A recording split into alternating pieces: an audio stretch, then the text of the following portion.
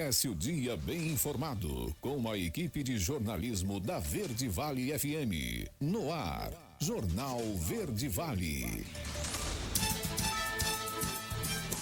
Olá, muito bom dia para você. Agora 6h39, começando mais uma edição do Jornal Verde Vale, aqui pelo Sistema Verde Vale de Comunicação. Hoje uma quinta-feira, dia 6 de março de 2025. Agora em Mineiros faz 21 graus, a mínima prevista de 21 e a máxima pode chegar a 31 graus. A previsão do dia, segundo o Climatempo, é de sol, com muitas nuvens durante todo o dia e períodos de céu nublado. À noite também será com muitas nuvens. Segundo o Climatempo, não deve chover hoje em Mineiros. Agora você confere os destaques das últimas 24 horas. Jornal Verde Vale.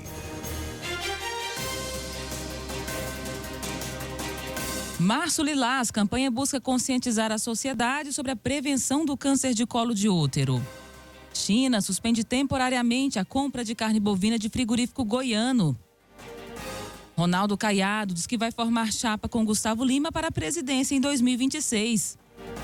E tarifas de Trump vão aumentar os preços de veículo em até 25%, é o que dizem montadoras. Essas e outras notícias você confere a partir de agora, aqui no Jornal Verde Vale. Notícia em primeira mão. Jornal Verde Vale. Jornal Verde Vale. Verde Vale. Notícias do Brasil. Agora 6h41. Sejam bem-vindos ao Jornal Verde Vale dessa quinta-feira. A Secretaria de Segurança Pública do Estado de São Paulo informou que a cada 2 minutos um celular foi roubado ou furtado durante o Carnaval. Entre o dia 28 de fevereiro e 4 de março, foram furtados 2.395 aparelhos e 1.283 roubados nas cidades paulistas. No Carnaval de 2024, foram 3.339 ocorrências de furto e outras 2.052 de roubo. Na comparação, houve uma queda aproximada de 32% nos roubos e furtos de celular. Segundo a pasta, a melhoria nos índices reflete o uso de tecnologias, como câmeras e drones, e também ações de policiais dentro dos blocos de rua. No período, foram recuperados 140 celulares e 167 cartões de banco.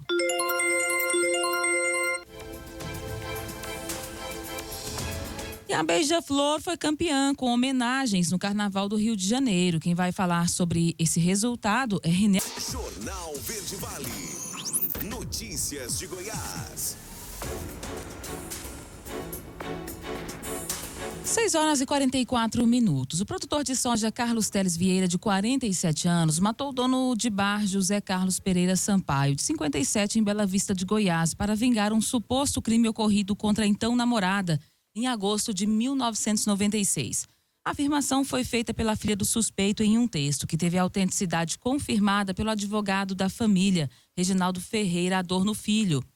O texto diz que aos 14 anos, em agosto de 1996, a mãe foi estuprada por José Carlos. Na época, ela já namorava com o pai, que tinha 17 anos. Além de ter cometido o crime, José Carlos espalhou para todo mundo da comunidade de Roselândia sobre o caso, como se fosse algo consensual, causando muita humilhação e constrangimento para a mãe e também para o seu pai, que na época era o namorado da mãe. É o que detalhou um trecho da jovem. E continuou, a suposta vítima, inclusive, teria ficado grávida, mas eles não tinham condições de fazer o teste de DNA. No último sábado, após um longo dia de trabalho, a jovem relatou que o pai chegou em casa muito ansioso, tomou um remédio para dormir, depois tomou 5 latas de cerveja e acabou cometendo o crime. O crime aconteceu no sábado, no distrito de Roselândia, em Bela Vista de Goiás. Conforme a polícia militar, o suspeito teria parado a caminhonete branca em uma rua perto e caminhou até o bar, em frente à praça do distrito de Roselândia. Já por volta de 22 horas do sábado, ele teria entrado no bar e disparado contra a vítima, o dono do estabelecimento, em vingança ao crime que ele teria cometido em 1996. Do lado de fora, ele ainda teria efetuado mais 2 disparos para cima antes de fugir da cena. O corpo de bombeiros esteve no local, mas José Carlos já estava morto. O caso agora deve ser investigado pelas autoridades.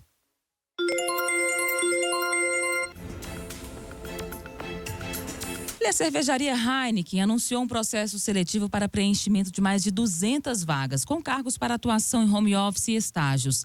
Parte das oportunidades são para Goiânia, entre outras regiões do país. Além do salário, que pode chegar a R$ 4.000, a empresa oferece benefícios que incluem assistência médica e odontológica, vale alimentação, apoio psicológico, cartão farmácia e seguro de vida. Entre os cargos disponíveis estão de promotor trade execução, promotor vendas, motorista de entrega, analista logística, técnico de segurança do trabalho júnior, coordenador em vazamento e técnico mecânico.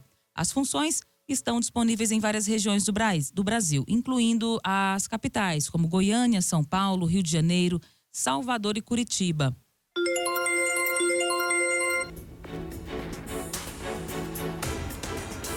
E falando agora de política, o governador Ronaldo Caiado afirmou nessa quarta-feira, ontem, que vai compor uma chapa com o cantor Gustavo Lima nas próximas eleições à presidência da República, que acontecem em 2026. Caiado diz que iniciará a pré-campanha com viagens nos próximos meses. A informação foi publicada pelo jornal O Globo. O governador afirmou ainda que o lançamento da pré-candidatura dos dois será em Salvador, no dia 4 de abril. Contudo, não se sabe ainda quem será candidato a presidente e vice. Segundo o governador, os dois estarão na mesma chapa, mas a decisão sobre quem será o candidato a presidente só será tomada em 2026. E atenção, estudantes, as inscrições para vagas remanescentes da Universidade Estadual de Goiás terminam nesta quinta-feira. Quem vai trazer este alerta é Leandra Matos. 6 de março, período de inscrições para aproveitamento de vagas remanescentes do vestibular 2025-1, destinado a alunos que querem ingressar nos cursos de graduação da Universidade Estadual de Goiás por meio do aproveitamento de seu desempenho no Enem. São 1.073 vagas em 33 cursos de graduação. Há vagas disponíveis para administração, arquitetura e urbanismo, ciências biológicas, cinema e audiovisual, direito, enfermagem, engenharia civil, farmácia, medicina veterinária, química industrial e zootecnia, dentre outros. Os candidatos interessados podem conferir o edital e fazer suas inscrições gratuitamente, exclusivamente pelo site Núcleo de Seleção, .eg.br. Podem concorrer às vagas os candidatos que tenham concluído o ensino médio e realizado o Enem nos anos de 2014 a 2024, tendo obtido resultado igual ou superior a 200 pontos na média das notas das 4 provas objetivas e da redação, não tendo tirado 0 em nenhuma delas. De Goiânia, Leandra Matos, da agência Cora de Notícias. Jornal Verde Vale. Esportes. Agora 6h49. Olha, o Corinthians está em uma situação delicadíssima na Conmebol Libertadores. Na noite desta quarta-feira, o Timão não viu a cor da bola e foi atropelado pelo Barcelona em Guayaquil. A equipe equatoriana teve uma atuação praticamente impecável e venceu por 3-0. Gols de Corozo 2 vezes e Rivero. Com tropeço, o alvinegro precisa de uma vitória por 4 ou mais gols na Neoquímica Arena na semana que vem, para sonhar em disputar a fase de grupos da principal competição de clubes da América do Sul. Apoiado pela sua torcida, o Barcelona foi superior do início ao fim e não à toa impôs uma vitória para cima do Corinthians. A equipe equatoriana teve mais de 60% de posse de bola no primeiro tempo e depois de abrir o placar, apostou no contra-ataque para encontrar a zaga do Timão exposta e marcar em lances de velocidade. O prejuízo do Timão poderia ter sido maior caso o VAR não anulasse um gol contra de Gustavo Henrique no início da etapa final.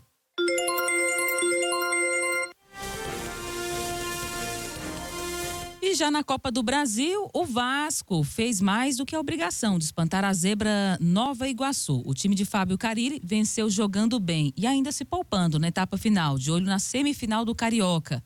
Na noite desta quarta-feira, no estádio Newton Santos, Coutinho colocou o jogo no bolso. O camisa 11 fez 2 gols, com direito a um golaço. Ryan também deixou dele e o Gigante da Colina construiu o placar de 3-0, ainda no primeiro tempo. O Vasco avança para a terceira fase da Copa do Brasil e aguarda a definição do seu adversário, que será decidida em sorteio. Antes, o time enfrenta o Flamengo nesse sábado às 5h45 da tarde no Maracanã, pelo jogo de volta da semifinal do Carioca. Ele perdeu por 1-0 na ida. No mesmo dia, só que às 18 horas, o Nova Iguaçu enfrenta o Madureira no Laranjão para a segunda partida da semifinal da Taça Rio. A primeira foi 0-0. A notícia em primeira mão. Jornal Verde Vale. Agora, na Verde Vale, os comentários de Alexandre Garcia.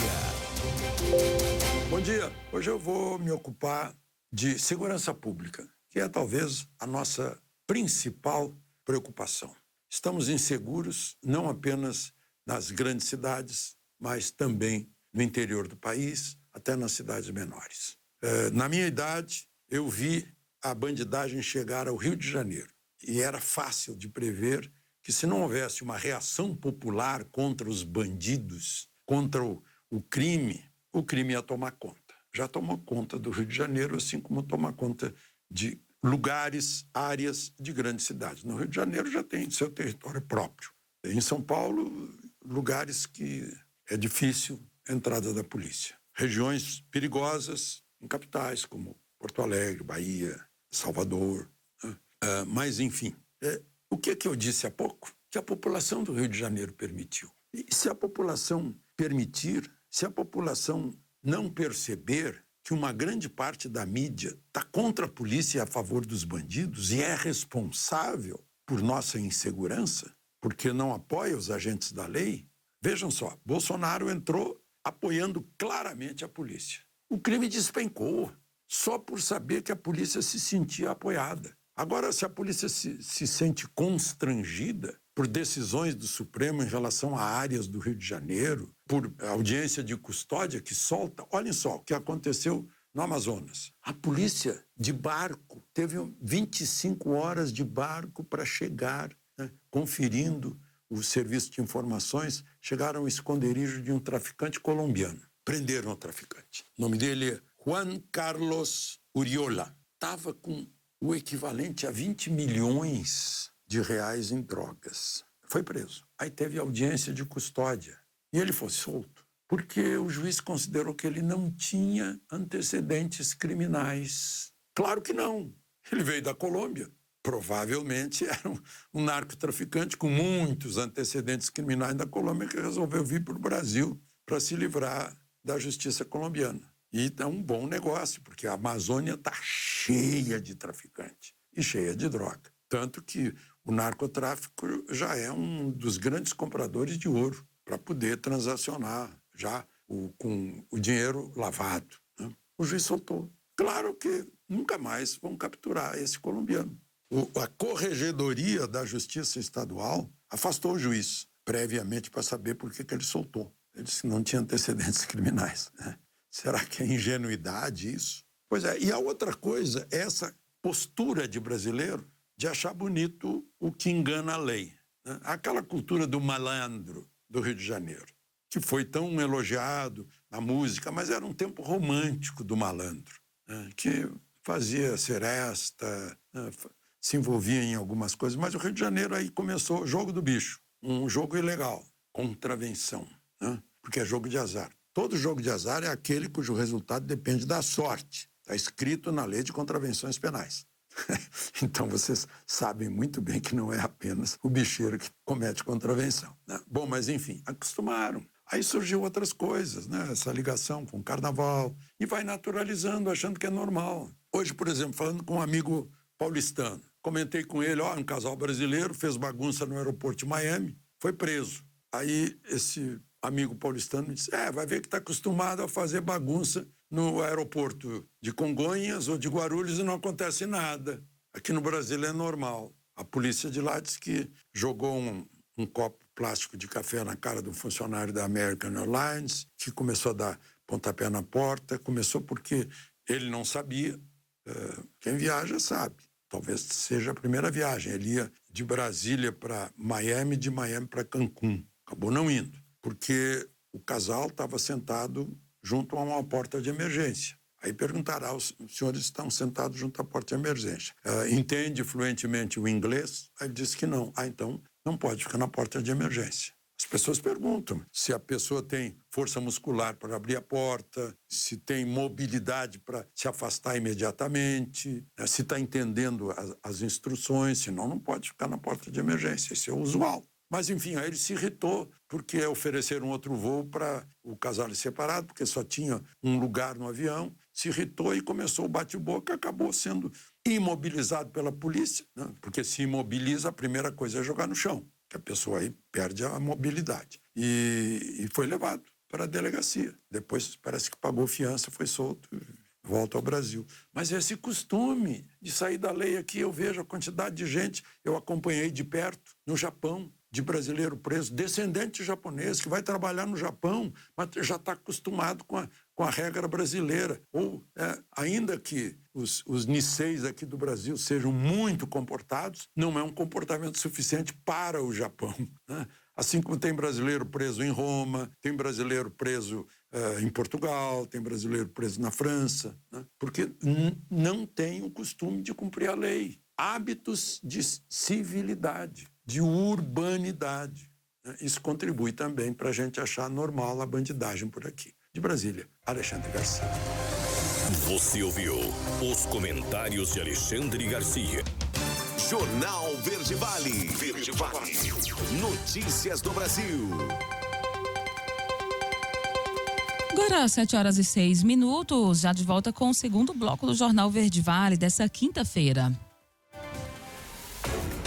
Os mais de 86 mil pré-selecionados na segunda chamada do Programa Universidade para Todos, o ProUni, referente ao primeiro semestre 2025, deverão apresentar documentos que comprovem as informações prestadas no momento da inscrição até o dia 17 de março. Os documentos devem ser entregues à instituição de educação superior.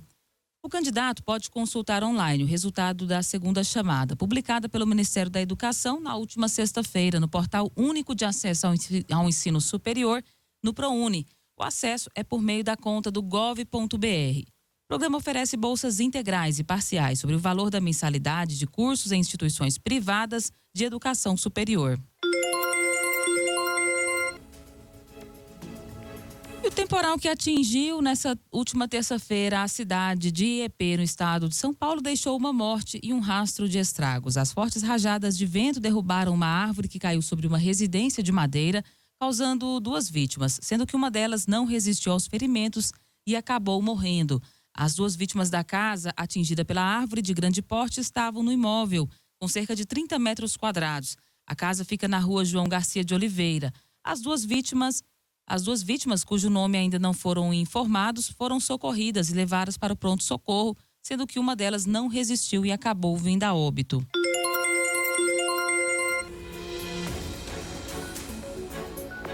Agora, 7h08. E Trump criticou o Brasil e defende o tarifaço em seu discurso. Quem vai trazer essa informação é a repórter Adriana Moisés. Um dos discursos mais longos já feitos por um presidente diante do Congresso, com 100 minutos de duração, o presidente Donald Trump fez um balanço de seus primeiros 43 dias no cargo. Ele destacou uma série de ações executivas que visam acelerar sua agenda econômica e política. Diante do risco de uma guerra comercial com Canadá, México e China, Trump reforçou seu compromisso com a America First e anunciou novas tarifas sobre o aço e o alumínio, entre outros produtos importados. O republicano disse ainda que trabalha para acabar com a guerra na Ucrânia. Vamos agora para Nova York conversar com nossa correspondente Luciana Rosa. Olá, Luciana. O discurso de Trump foi marcado por protestos e momentos de tensão no Congresso? Desde o início do discurso, sinais de descontentamento já eram visíveis entre os democratas. O deputado Al Green, do Texas, foi removido do plenário após interromper Trump, levantando sua bengala e protestando contra o presidente. Isso gerou reações diversas entre os legisladores, com aplausos e vaias, enquanto Trump fazia uma pausa. Além dos protestos verbais, alguns democratas se voltaram de costas para Trump, enquanto ele discursava. Deputadas democratas vestiram rosa-choque como sinal de protesto, enquanto outros usaram lenços azuis e amarelos em solidariedade à Ucrânia, um dia após Trump suspender toda a ajuda militar ao país. Outros seguravam placas com frases de críticas ou desmentindo as falas de Trump. O clima no Congresso refletiu a polarização política do país, transformando a sessão em um verdadeiro campo de batalha cultural americana. Energia e inflação tiveram um espaço importante no discurso, não é, Luciana? O presidente fez duras críticas ao governo anterior, afirmando ter herdado uma catástrofe econômica e a pior inflação em 48 anos. Trump garantiu que sua administração está trabalhando para reverter essa situação, com foco na redução dos custos de energia. Na área energética, Trump declarou emergência nacional e autorizou a exploração de petróleo e gás em grande escala, afirmando que os Estados Unidos possuem mais ouro líquido do que qualquer outra nação no mundo. Ele destacou a construção de um gasoduto no Alasca, com investimentos de trilhões de dólares de países como Japão e Coreia do Sul. Também anunciou ações para expandir a produção de minerais essenciais e acabar com o desperdício de dinheiro público. E com relação à política protecionista, ele ainda aposta que o aumento de tarifas será vantajoso para os Estados Unidos? Sobre a relação com o México e Canadá, Trump criticou os subsídios bilionários concedidos aos dois países e garantiu que sua administração não continuará com essa prática. Na área agrícola, Trump prometeu proteger os produtores americanos, impondo tarifas sobre produtos importados. Ele reconheceu que haverá um período de adaptação, mas garantiu que, assim como aconteceu em seu primeiro mandato, os agricultores sairão fortalecidos. Por fim, Trump mencionou o Canal do Panamá e a Groenlândia. Ele afirmou que o canal foi construído pelos Estados Unidos para benefício dos americanos e que o acordo que o transferiu ao Panamá foi violado. Com isso, declarou que os Estados Unidos irão tomá-lo de volta. Sobre a Groenlândia, Trump afirmou apoiar a integração do território aos Estados Unidos e disse que essa aquisição é essencial para a segurança nacional. A guerra na Ucrânia ficou para o final da fala de Trump. Qual posição ele defendeu? Durante o discurso, Trump revelou ter recebido uma carta do presidente ucraniano Volodymyr Zelensky, afirmando que a Ucrânia está disposta a negociar a paz o mais rápido possível. No documento, Zelensky agradece o apoio dos Estados Unidos na manutenção da soberania ucraniana e declara que o país está pronto para assinar um acordo relacionado a minerais e segurança, a qualquer momento conveniente para os Estados Unidos. Trump destacou a importância dessa comunicação e afirmou que também recebeu sinais fortes da Rússia de que o país está pronto para negociar um acordo de paz. Obrigada, Luciana Rosa, falando de Nova York para a Rádio França Internacional. Da Rádio França Internacional para a agência Rádio Web de Paris, Adriana Bozé. Jornal Verde Vale. Notícias de Goiás. 7h13. A manicure de um salão de beleza é suspeita de tentar matar uma cliente com um bisturi em Rio Verde. O crime aconteceu nessa segunda-feira e a motivação teria sido uma reclamação sobre o serviço dela. Conforme a polícia que prendeu a suspeita, a vítima, de 28 anos, fazia as unhas, mas reclamou do trabalho da manicure. Iniciou-se então uma discussão e a acusada teria desferido um golpe com o bisturi na região do abdômen da cliente. A mulher foi levada ao hospital e estaria fora de perigo, de acordo com a polícia. Como ela não teve a identidade revelada, não foi possível atualizar o estado de saúde da mesma. Após o ataque, o Serviço de Inteligência da Polícia Militar localizou a suspeita e a prendeu em flagrante. Ela foi levada à Delegacia de Polícia Civil para os procedimentos legais. A mulher também não teve o nome divulgado. Milhares de raios caem em Goiás no início desse ano. Quem vai trazer esse balanço é Maria Paula. Tempestades que atingem Goiás desde o início do ano foram acompanhadas de 1.500.000 descargas atmosféricas, os raios. O volume de raios impacta diretamente no trabalho de manutenção da infraestrutura elétrica no estado, conforme dados da Equatorial Goiás, contabilizados de janeiro até a primeira quinzena de fevereiro. Os números desse ano impressionam quando comparados ao ano passado, já que atingiram cerca de 50% do total da soma dos 12 meses de 2024, quando os números ultrapassaram 3,5 milhões de registros de descargas. Os municípios goianos com maior incidência de raios este ano foram Cristalina, Niquelândia, Mineiros, Rio Verde e Formosa. Goiânia ocupa a posição de número 135 no ranking, com cerca de 2.000 raios apenas em 2025. Devido a esse aumento no volume de raios, a Equatorial destaca que os goianos precisam se habituar com o novo perfil do clima, adotando medidas preventivas de segurança. Dentre elas, não se deve aventurar durante um temporal para fazer um registro para as redes sociais. Não andar a pé e nem motorizado em regiões com alagamentos, em função do grande risco de choque elétrico e entre outras tragédias. Não se abrigar embaixo de árvores, porque são grandes as chances de uma descarga elétrica acontecer no local. De Goiânia, Maria Paula, da agência Cora. Jornal Verde Vale. Esportes. 7h15. E com uma atuação de gala do meio Sérgio Oliveira, o Sport derrotou o CRB por 2-1 na noite de ontem, pela 5ª rodada da Copa do Nordeste. O português serviu Lene Lobato para abrir o placar na Ilha do Retiro e depois marcou de cabeça um golaço para selar a vitória rubro-negra. Bem posturado e combativo, o galo da Pajuçara balançou as redes com o artilheiro interminável, Anselmo Ramon. Nos minutos finais, o camisa 9, Regatiano, ainda teve chance de ouro de empurrar o duelo, de empatar o duelo, aliás, e reclamou de um pênalti de Plácido. O Fluminense venceu o Caxias no Estádio Centenário nessa quarta-feira e garantiu o avanço à 3ª fase da Copa do Brasil. Com 2 gols de Cano, que atingiu e superou 100 gols pelo clube, o tricolor carimbou a vaga em um jogo de 2 tempos diferentes. Alisson descontou para os donos da casa. O Caxias, recém-eliminado do Gaúcho, agora se despede também da Copa do Brasil. O Fluminense, que já faturou R$5.700.000 em premiação no torneio nacional, avança para a 3ª fase e aguarda a definição do seu adversário, que será decidido em sorteio. Nesse domingo, o tricolor volta a campo para tentar sacramentar o avanço à final do Carioca. Na ida da semifinal, o Fluminense goleou Volta Redonda por 4-0. Jornal Verde Vale. Verde Vale. Notícias do Brasil.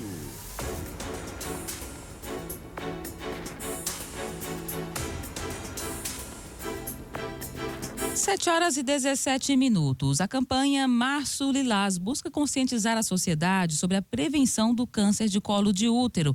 Quem vai trazer as informações dessa campanha é o repórter José Bonfim. A campanha Março Lilás, realizada em todo o estado, leva conscientização sobre a saúde da mulher e a prevenção ao câncer de colo de útero.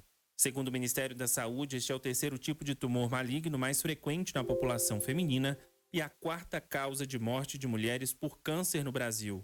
O médico ginecologista e diretor técnico da maternidade Nascer Cidadão, Rogério Cândido Rocha, explica que em quase 100% dos casos a causa está relacionada à infecção resistente do papilomavírus humano, conhecido como HPV.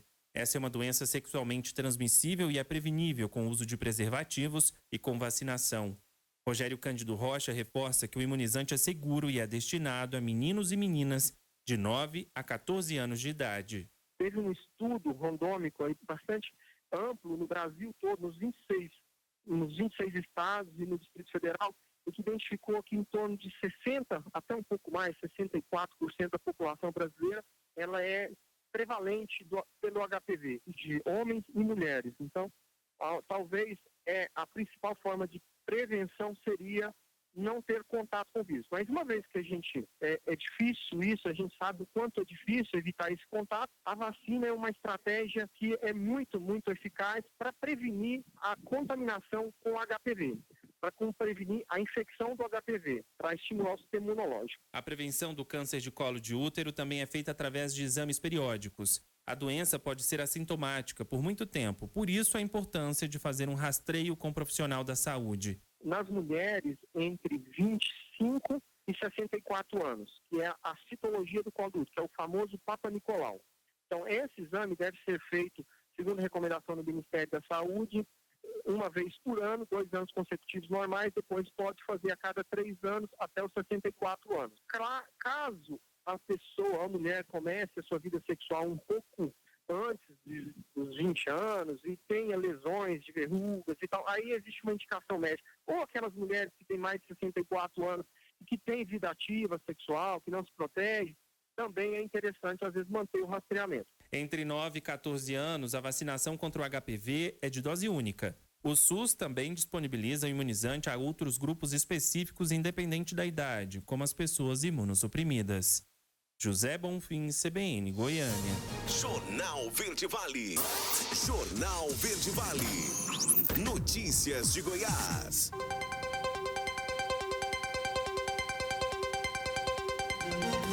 Agora, 7h28, já de volta com o terceiro bloco do Jornal Verde Vale dessa quinta-feira. O homem foi flagrado pela terceira vez, descartando resíduos em local inadequado no residencial São Leopoldo, em Goiânia. O flagrante aconteceu na terça-feira, durante uma operação conjunta da Agência Municipal do Meio Ambiente e da Guarda Civil Metropolitana. O infrator foi autuado em R$5.000. Dessa vez, os fiscais encontraram restos de tintas e resíduos gráficos no local. Além da multa, os materiais foram recolhidos. E um catamarã que transportava 24 passageiros afundou nessa segunda-feira, após bater em uma pedra no rio Paranaíba, em Tumbiara. Segundo o Corpo de Bombeiros, todas as pessoas que estavam a bordo foram resgatadas por embarcações particulares que prestaram auxílio à ocorrência. A equipe realizou uma contagem de passageiros e prestou apoio para a estabilização e amarração da embarcação, evitando o seu deslocamento. Não houve vítimas na ocorrência. E o valor bruto da produção agropecuária de Goiás deve alcançar o marco histórico de R$119 bilhões em 2025, segundo projeção da Secretaria de Estado da Agricultura, Pecuária e Abastecimento. Esse desempenho reflete a força do agronegócio goiano, que não se destaca apenas pelo volume de produção, mas também por atrair investimentos, gerar empregos e impulsionar inovações tecnológicas. O avanço do agro no estado ao longo da última década impressiona.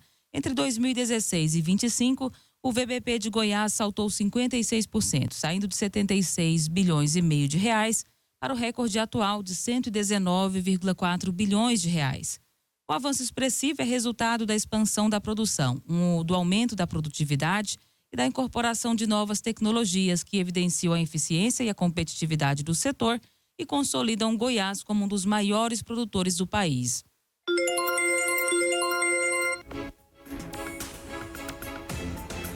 A Câmara dos Deputados vai precisar redistribuir as cadeiras entre os estados até junho desse ano, conforme determinação do Supremo Tribunal Federal, baseada nos dados do censo 2022. O presidente da Casa, o deputado Hugo Mota, propôs aumentar o número de assentos de 513 para 527, o que beneficiaria estados como Goiás, Amazonas, Minas Gerais, Santa Catarina, enquanto unidades como Rio de Janeiro, Bahia e Pernambuco perderiam vagas.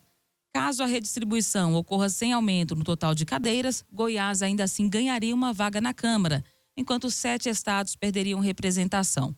Em outro cenário possível, a nova composição garantiria o acréscimo de vagas para estados em crescimento populacional, mas sem prejudicar aqueles que teriam redução. A decisão final depende da aprovação do Congresso Nacional.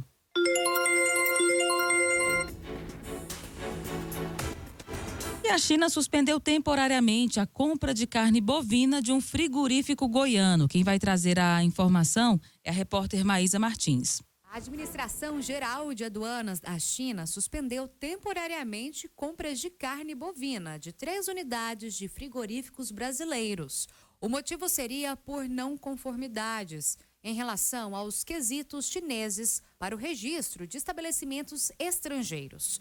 O órgão do governo chinês não detalhou do que se tratam as não conformidades. Uma das unidades é da JBS de Mozarlândia, no norte goiano. Outra da Frisa, em Manuque, em Minas Gerais. E a última é da Bon Marte, em Presidente Prudente, em São Paulo. O economista João Gondim ressaltou que só no ano passado a China importou do Brasil quase 3 toneladas de carne. Ela é a principal importadora de carne bovina do mundo. A suspensão traz a preocupação sobre os impactos à economia goiana. Mas o economista explica que, por se tratar somente de questões sanitárias, deve haver uma rápida adequação dos frigoríficos e a suspensão não deve prolongar. é uma suspensão temporária, né? Isso aconteceu em virtude de algumas inconformidades que foram relatadas pelo governo chinês, e cada país ele tem ali as suas recomendações e exigências sanitárias. Supostamente, não só esse frigorífico da JBS, mas outros frigoríficos no Uruguai, na Argentina e na Mongólia foram também suspensos, né? Então, isso tende a ser temporário, haja vista que é do interesse da China importar e do Brasil exportar. Então, haverá uma adequação desses frigoríficos e, consecutivamente, as portas estarão abertas novamente. Em relação aos preços das carnes, João Gondim diz que só devem ficar mais baratas caso a suspensão perdure por bastante tempo.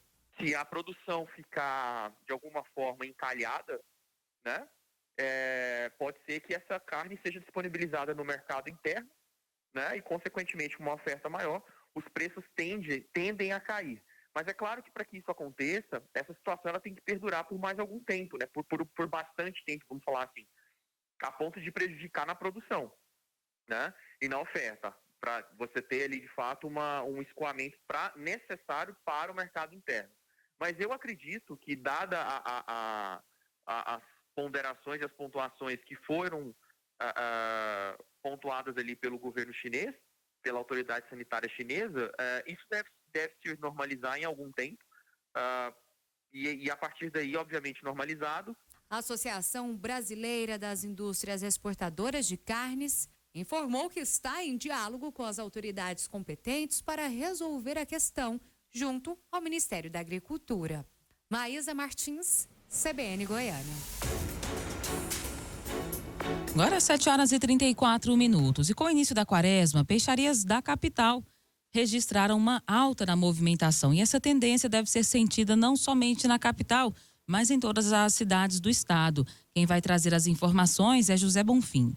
Uma das tradições dos fiéis católicos durante a quaresma é a abstinência de carne vermelha. A prática remete a uma forma de recordar os sacrifícios de Jesus no período de 40 dias. Com isso, o consumo de pescado aumenta. As peixarias da capital já registravam maior movimentação nesta quarta-feira. Logo cedo, o autônomo André Divino foi garantir o peixe para o almoço. Ele explica que não é mais católico, mas, mesmo assim, segue os costumes que aprendeu quando criança com a família. E o preço deu uma animada. Hoje eu vim comprar um retalho e uma sardinha. Vai começar hoje. A família do senhor tem tradição? Não, assim, não é tradição, é porque eu sou evangélico, né? Mas, assim, é porque teve costume no passado e iniciou, mas... É porque também está mais em conta o preço. O preço está melhor do que o preço da carne, né? Na peixaria onde a Maiara Souza trabalha, a preparação do estoque começou há algumas semanas. A maior parte dos produtos é de indústria própria. Alguns chegam inteiro, tipo o salmão chega inteiro, lá eles processam, eles filetam. A tilápia já chega o filé, eles só colocam nas embalagens e assim vai. Alguns produtos congelados, que ficam até um ano congelado, por isso a gente tem um grande estoque lá na nossa indústria, e outros que é fresco, chega diariamente, semanalmente. Entre os peixes que mais saem, a sardinha e a caranha têm o melhor preço, variando entre R$ 12,90 a R$ 22,00 o quilo. Já o filé de pintado foi encontrado a partir de R$ 59,90 o quilo. A expectativa de alta de 30% das vendas a partir desta semana. Alguns, né, algumas pessoas que é os 40 dias que só consomem peixes, outros só deixam mesmo para o dia mesmo da Semana Santa, que é aquela muvuca onde tem muita gente. E tem outros que sempre tá aqui durante a semana, vem nas quarta-feiras, consomem. E tem outros que já é de praxe, a pessoa sempre consome o peixe. O que mais sai? Geralmente, nesse período, sai muito pintado, sai muita tilápia, caranha, que é um dos peixes mais em conta, a sardinha também. Porém, tem todo tipo de público. Vendemos bacalhau, vendemos salmão, camarão. Para atender a maior demanda, peixarias investiram nas entregas por delivery. A maior movimentação é esperada nos dias que antecedem a Semana Santa. José Bonfim, CBN, Goiânia. Jornal Verde Vale. Esportes. Agora às 7h37. O Atlético Mineiro venceu com facilidade o Manaus por 4-1 no Mineirão na noite de ontem e avançou também para a terceira fase da Copa do Brasil. Alisson, Coelho, Rony e Daverson marcaram para o time da casa. Renanzinho, com um golaço de fora da área, diminuiu para os visitantes. O próximo adversário do Galo na Copa do Brasil ainda vai ser definido em sorteio, que contará com a presença de 12 equipes que ainda não estrearam no torneio.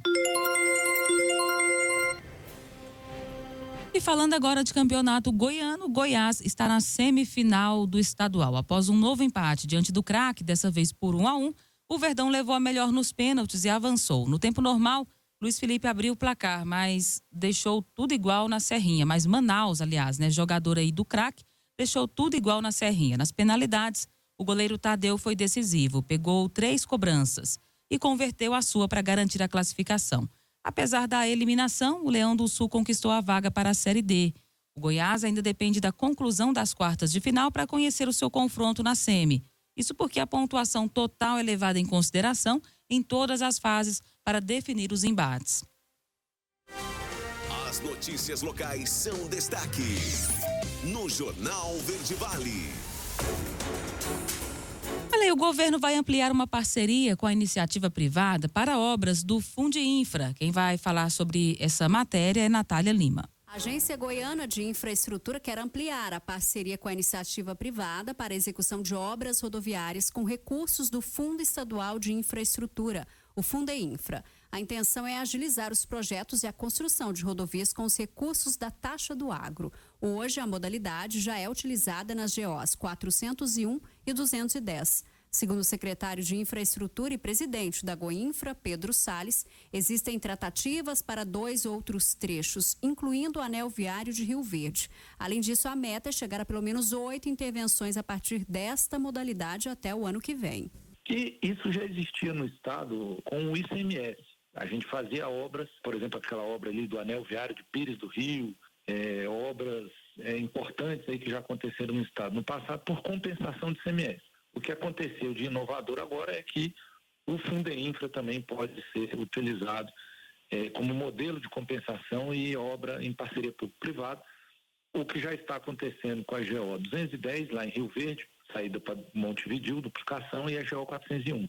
O governo pretende nesse momento, que também é em Rio Verde, o que o governo pretende também nesse momento é ampliar, sair desse número aí de 2 obras para ir para 10, 8, 10 obras. A intenção é que os projetos e construção das rodovias sejam feitas sem licitação. No entanto, Salles garante que todo o processo não deixará de ser fiscalizado pelos órgãos competentes.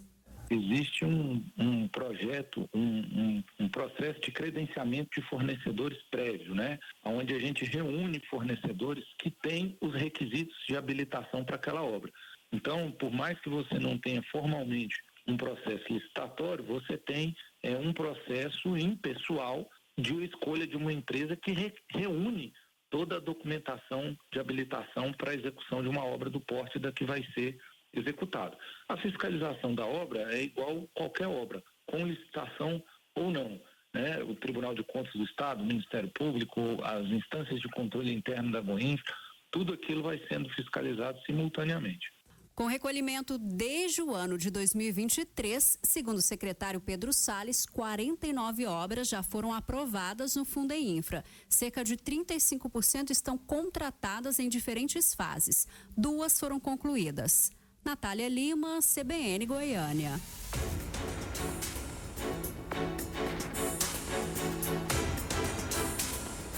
E atenção, profissionais da saúde, o governo goiano está oferecendo novos cursos de educação para esses profissionais. Quem vai falar sobre o processo seletivo é Marcelo Tavares. O programa habitacional para ter onde morar, aluguel social do governo de Goiás, tem uma nova instituição de pagamento. A mudança demanda do beneficiário a instalação de um novo aplicativo de celular. O Integra Social já está em funcionamento em Umas e Itaberaí desde o mês de fevereiro. Nos demais municípios, a mudança será realizada ao longo dos próximos meses. Para realizar a alteração, usuários do sistema Android e iOS devem buscar nas respectivas lojas digitais o app Integra Social. Por meio deste novo aplicativo, serão realizados os recebimentos e pagamentos para o locador do imóvel. Outra informação importante é que continuará em operação o aplicativo Aluguel Social, este disponível apenas para o sistema Android, que se tornou uma alternativa de relacionamento entre beneficiários e a AGEAB. Por meio dele, é possível receber notificações sobre a situação do programa, receber alertas e enviar documentos comprobatórios. O aplicativo Aluguel Social é uma alternativa de atendimento, mas não é a única. Outra opção é o próprio site da agência, que pode ser acessado de qualquer navegador de internet, tanto em celulares como em computadores pessoais. De Goiânia, Marcelo Tavares para a Agência Corte. Jornal Verde Vale. Bombeiros.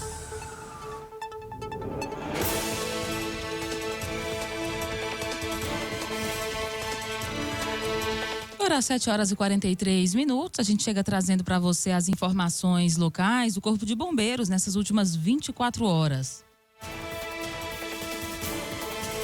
Corporação de Mineiros realizou um total de 7 atendimentos, né? E entre eles, destaque aí para alguns acidentes de trânsito.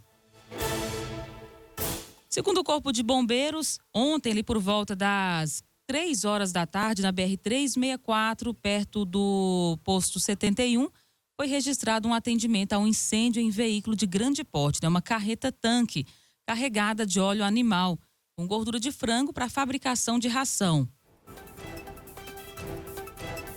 O veículo trafegava no sentido Mineiros-Jataí quando o segundo motorista ele notou chamas no assoalho vindo do câmbio do cavalo trator. O condutor conseguiu estacionar a carreta e descer alguns pertences pessoais. Ele não teve tempo nem de desengatar ali a quinta roda do tanque. De acordo com o Corpo de Bombeiros, né, quando chegaram ao local, o cavalo trator já havia sido totalmente destruído, né? As chamas estavam envolvendo o tanque. Conseguiram, então, fazer o resfriamento, o combate às chamas, utilizando cerca de 4.000 litros de água e mais 4.000 litros de água com espuma. Foram empregados 2 caminhões de combate incêndio a uma viatura de resgate. Além dessa viatura, após o controle das chamas, a operação durou quase 1 hora, a rodovia foi novamente liberada ao tráfego de veículos. Somente após o resfriamento completo da carreta é que as guarnições puderam deixar o local. A Polícia Rodoviária Federal foi acionada nessa ocorrência.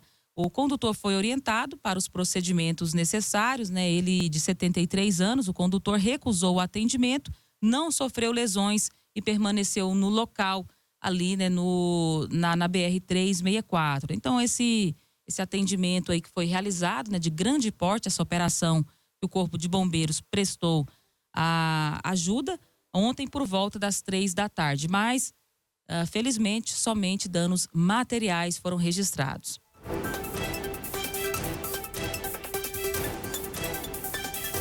E um acidente de trânsito, né, entre 2 motos, né? 2 motocicletas acabaram envolvidas nesse acidente de trânsito que aconteceu um pouco mais tarde, já por volta ali das 6h30 da tarde, na Avenida das Campinas, setor Iores.